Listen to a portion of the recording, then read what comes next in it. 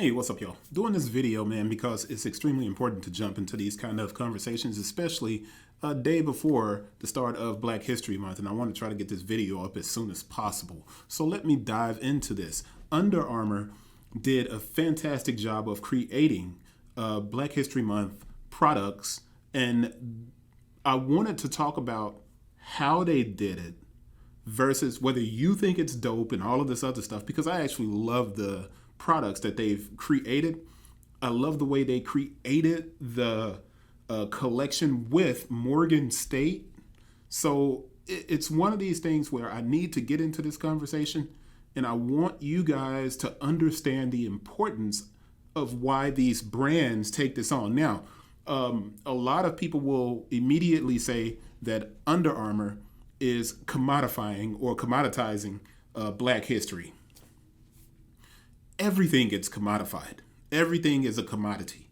Anything that you do can be turned into a product to be sold to someone else. But there are instances where brands should be allowed this kind of leeway to create these concepts and these ideas where they allow their Black employees the opportunity to shine. And this is where things get a little bit complex for people who think kind of one-track mind and they are offended by this kind of stuff. And they shouldn't be. But you can't change anyone's mind. People are going to always be offended because they simply want to be offended. Adidas is also, and it's not a Black History Month campaign, they're making a commitment to women in sport. And it's an amazing project that they are working on.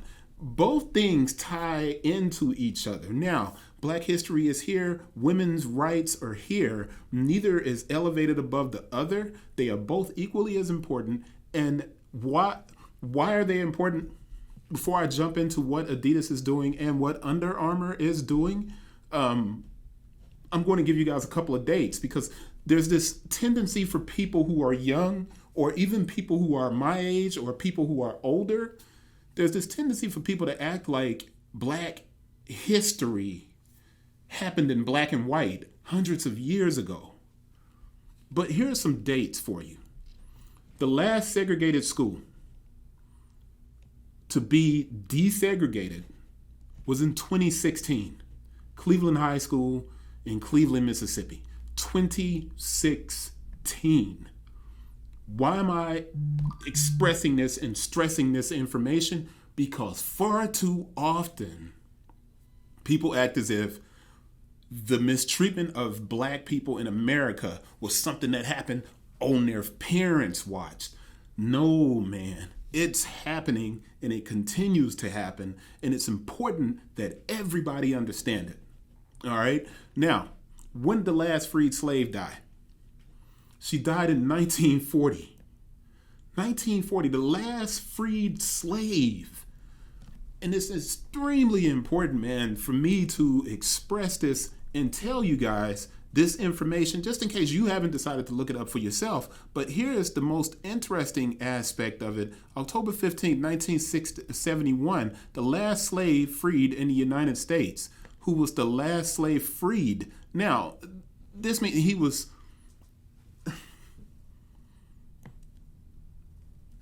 I was born in the 70s. There's no other way for me to put it to you guys. If I'm sitting here talking to you and I'm in the sneaker community and I'm talking about sneakers and I'm talking about Under Armour working with a Black college and I'm talking about Adidas doing these things for women's rights, Black women and the right to vote, right, was ratified, I think, 1920. Yep, ratified 1920. But when did Black women get the right to vote? 5 centuries later, 1965. Is Under Armour capitalizing on Black History Month? Not really. Let's be real about this. The Black community and Under Armour don't even tie in. They don't even have a reason to do this, other than the fact that they're in one of the blackest cities in the United States, in Baltimore. But Under Armour is really the brand of hunters. It's really a white brand if you want to get deep into the demographics of what people are buying Under Armour, Under Armour spent a lot of time and energy creating this collection. And this is one of the coolest aspects of it. It's created by a group of young black designers and creatives inside of the company. It's extremely difficult to get these opportunities to create when immediately Under Armour makes this collection. And if you go to Facebook and you look at the comments, well, why isn't there a White History Month? The people that make these kind of comments are doing so because they want to inflame and create division. Black people were mistreated. Black people are mistreated. It's extremely difficult for me still, right now. It doesn't matter. I made all of this money, or that I sold all of these shoes. When I apply for a job, I don't even get a second look in many instances.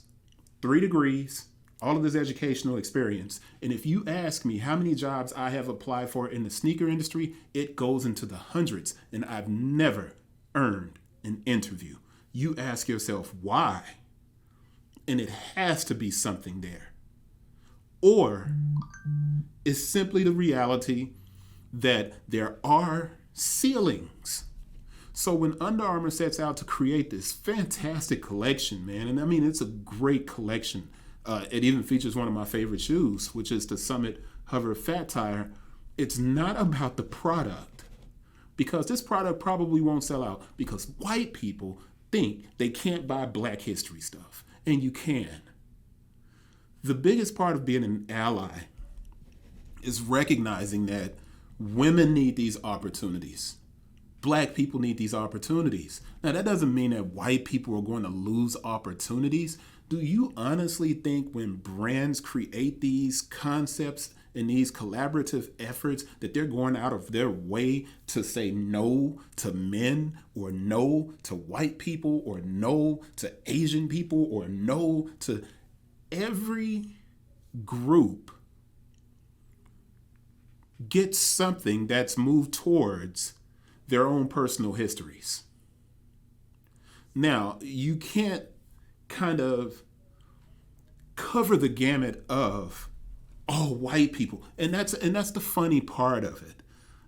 It's almost as if we have to talk about America solely, because it's Americans who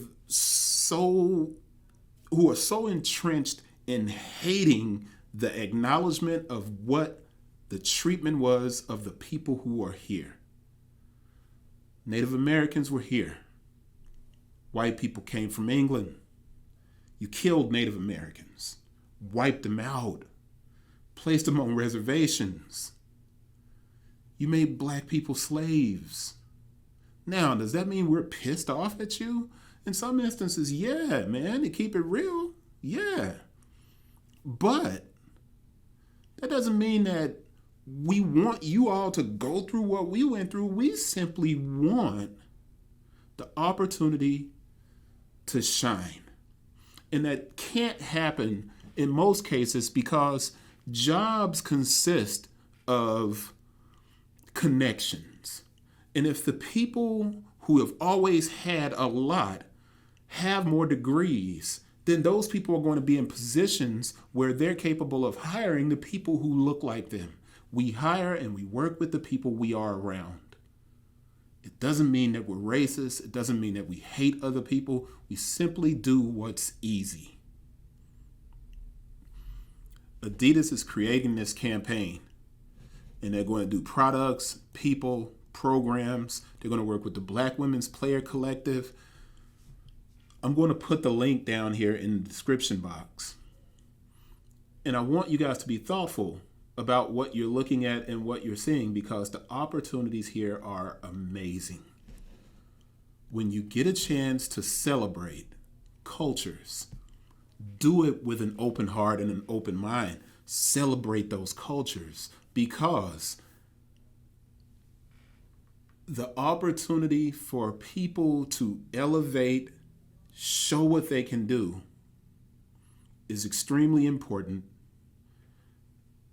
And I promise you, giving Black people and women opportunities does not diminish the opportunities available to you as a white person or whatever other culture you are watching this video. There's enough out there for everyone. There's enough out there for everyone. And that's the bottom line.